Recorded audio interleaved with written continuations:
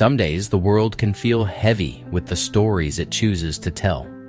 This is 10 Better Minutes, a podcast that shares a few recent moments from real life that offer a quieter, more grounded view without ignoring the hard parts. Today, we will visit a college commencement where unexpected generosity found its way to students, and a farmer exploring how to grow food through the seasons in a different way. But first, I want to start with a story about a program that has spent years helping children with disabilities find friendship and belonging on college sports teams.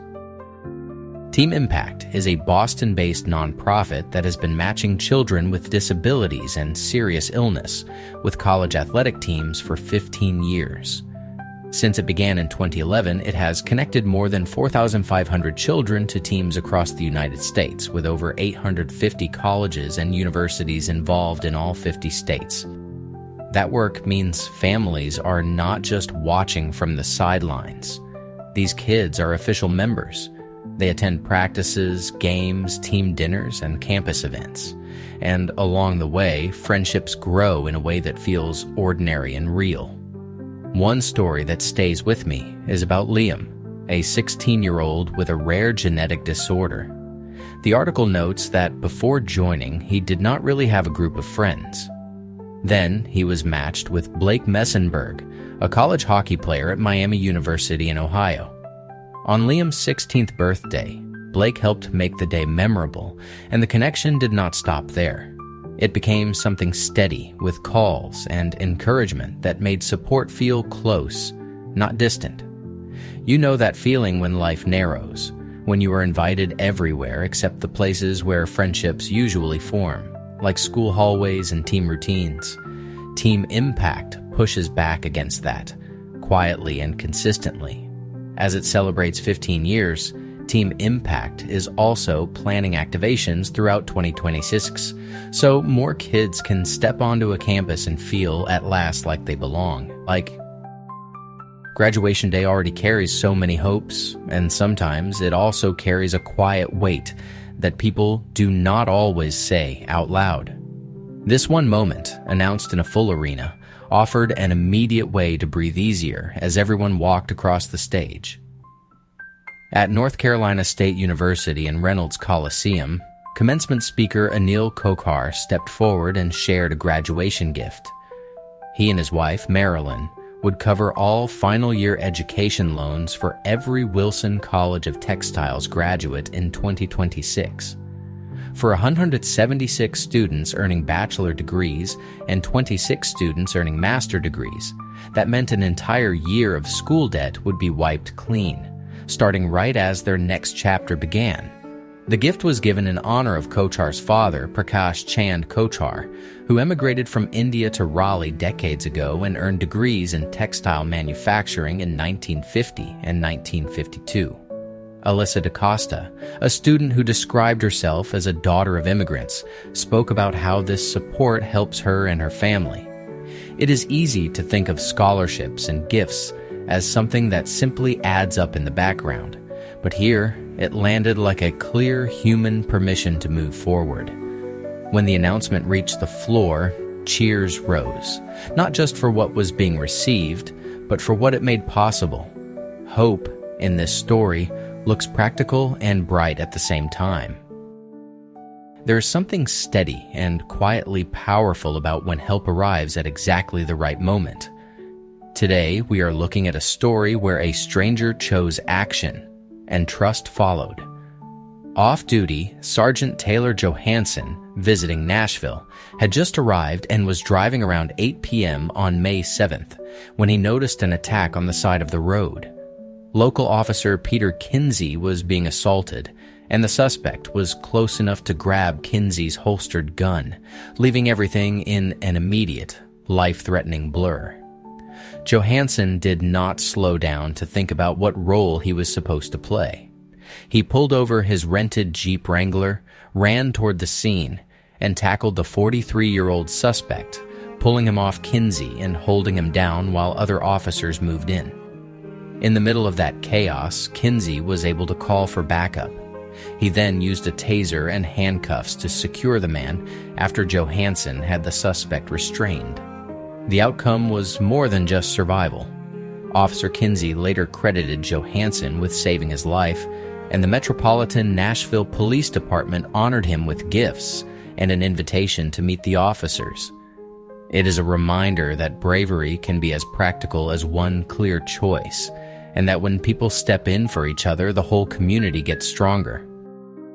Sometimes the hardest part of building a life is learning how to hold relationships with steady hands, especially when days do not cooperate. This story moves from old advice to modern care and even a bit of humor, all pointing toward the same quiet truth. In 1783, George Washington wrote to his nephew Bushrod Washington that true friendship is a plan of slow growth, one that needs patience and testing through adversity. A few years later, in a letter dated June 15, 1790, he told David Stewart that he preferred Mount Vernon with a friend or two, emphasizing courteous closeness without rushing intimacy. That kind of guidance sounds simple, but it offers a real shape for hope. Choose well, let trust mature over time, and let friendship carry you when life changes.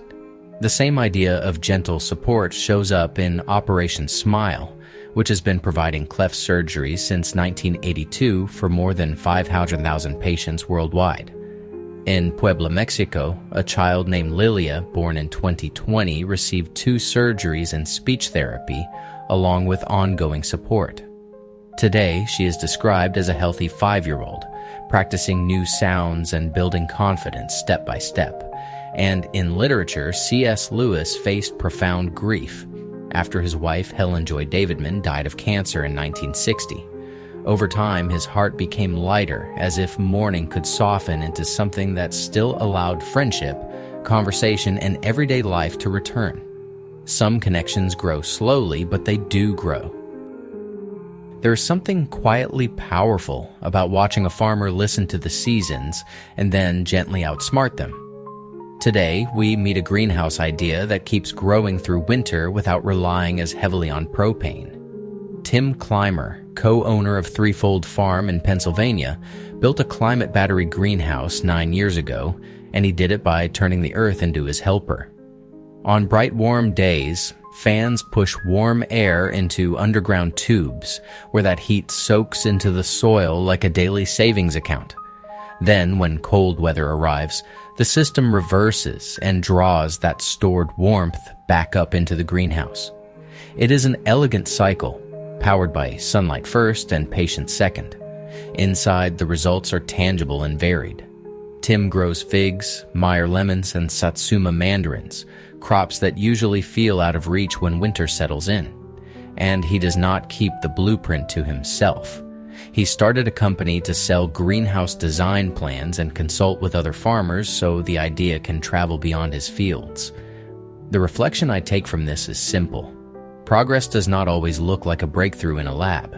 Sometimes it looks like fans, tubes, and soil working together, and a neighbor choosing to share what works.